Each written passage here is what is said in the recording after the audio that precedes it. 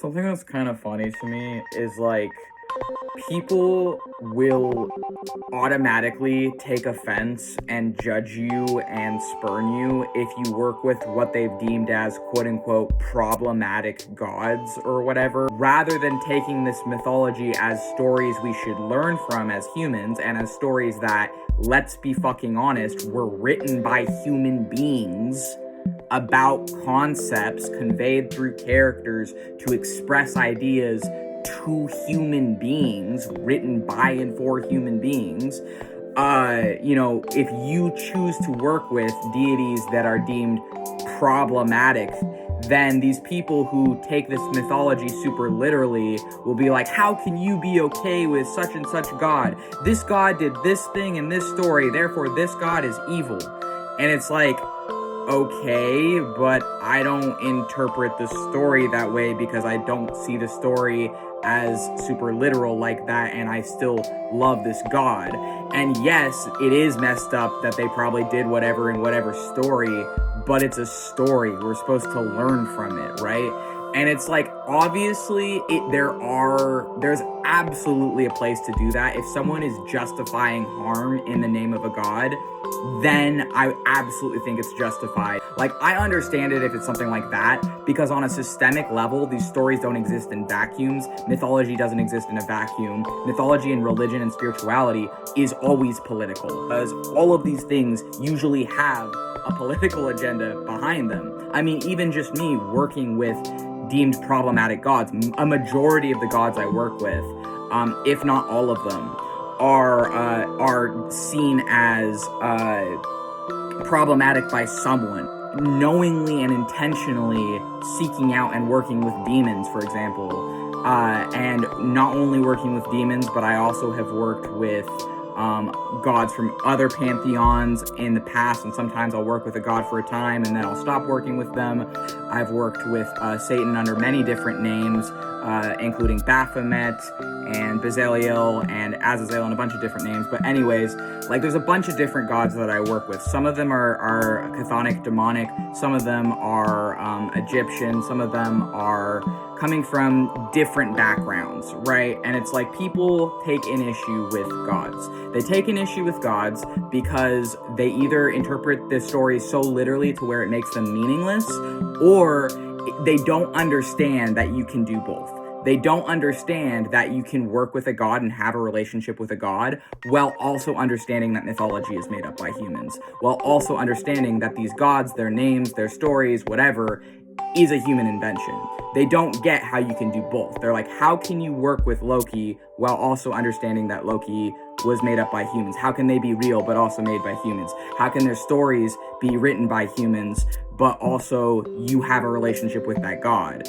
And it's like, how can you have a relationship with a god of chaos? Or how can you have a relationship with a god like Satan? All these things people don't like, right? And it's like, they don't understand that you can do both, that there are many people actually that do both. It's called pantheism.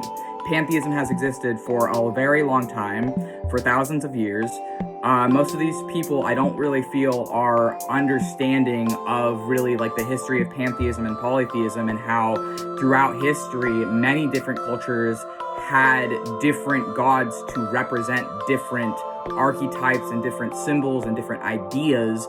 And the ideas and the essence is the same, even though the stories and the names and the personalities and the gods may change, the essence is retained. So it's like, to me, I could work with a bunch of different gods. I could even, as a chaos sorcerer, I can even work with a pop culture deity, and I have in the past, right? But I'm not taking them as like literal, like, oh, like Loki is literally trapped with like a snake dripping venom into his mouth, like, and that's where we get earthquakes from, and earthquakes are literally Loki's suffering. Like, I don't believe that. I believe it's a story to explain a natural phenomenon, and that Loki himself is literally an embodiment of chaos itself. So chaos itself, the construct anthropomorphized, is Loki. and I can still have a relationship with Loki and still also believe that he has a will of his own outside of the human mind, while also believing that these stories were written by humans. And a lot of them are we don't even have the original mythology, we don't even have the original stories. We have whatever was passed down to us through a very Christianized lens, because a lot of the people who kept records, who kept the stories that survive down to today, were Christian scholars who added and twisted things based on their own beliefs. So to me, it's like, you can't tell me that I'm evil for worshiping Satan or for worshiping Egyptian gods like Thoth, or for worshiping demons from the Ars Goetia, or for worshiping a pop culture deity like the G-Man from Half-Life, or for worshiping Loki, an embodiment of chaos, because all of these gods, you know, represent parts of our universe, of our humanity, of the earth, of nature. They are nature. They are human nature and unhuman nature, and we made them and they made us. And it's like, I don't feel like people really grasp that you don't have to take these stories super, super literally to be theistic. You can still be theistic while also acknowledging that these stories were made by man. And the only reason I feel like people don't really grasp that is because monotheism has corrupted things so intensely to where people cannot separate in their minds the idea of, like, they can't separate, like, the mythology from, like, this has to be literally history.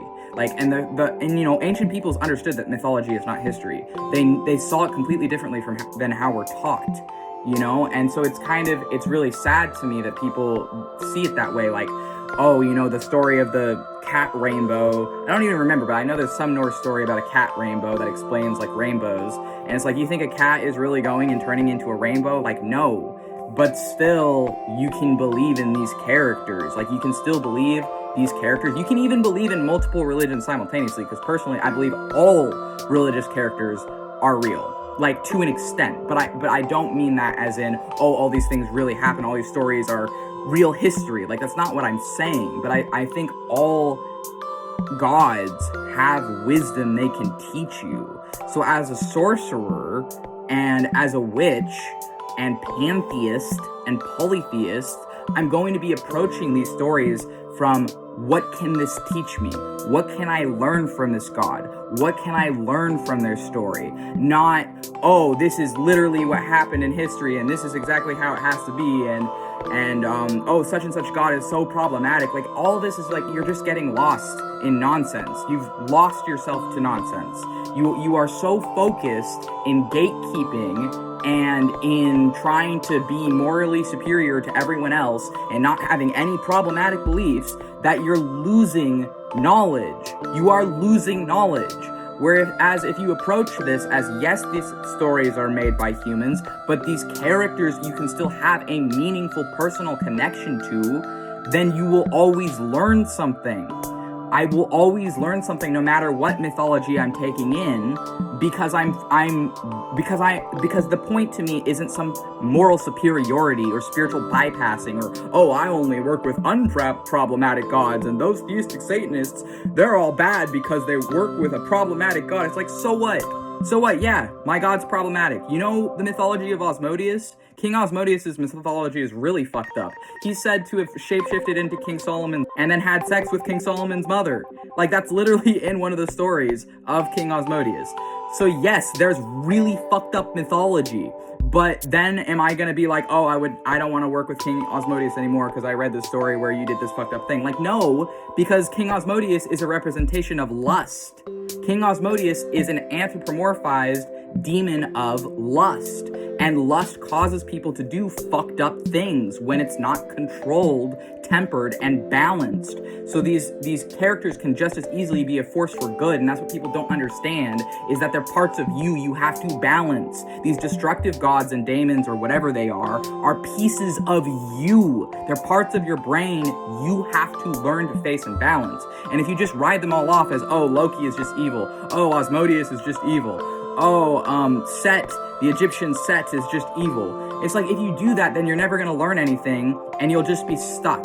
You'll just be stuck taking these stories literally, the same way that monotheists and Christians in particular, just like use their mythology for whatever they want it to be, while ignoring half the time what it even says, and then arguing for thousands of years about what it says with over 1,000 different translations, and then they can't even agree on one translation. Like, what you are causing yourself to be in a trap. You are caging yourself, literally.